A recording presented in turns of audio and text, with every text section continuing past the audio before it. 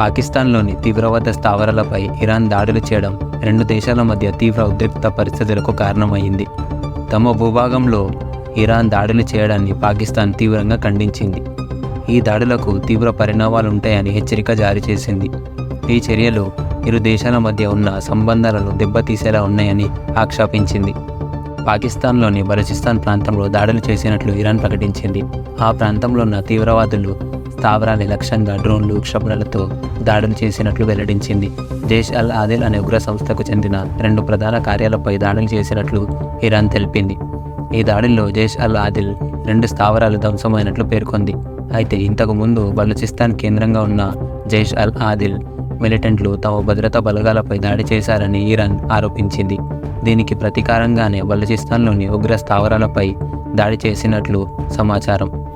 అయితే ఇరాన్ చేసిన దాడులను పాకిస్తాన్ తీవ్రంగా ఖండించింది.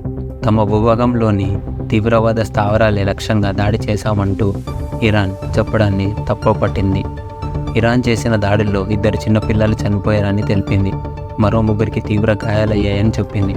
ఇలాంటి చర్యలు తీవ్రమైన పరిణామాలుంటాయని ఇరాన్కు పాకిస్తాన్ గట్టి హెచ్చరికలు జారీ చేసింది.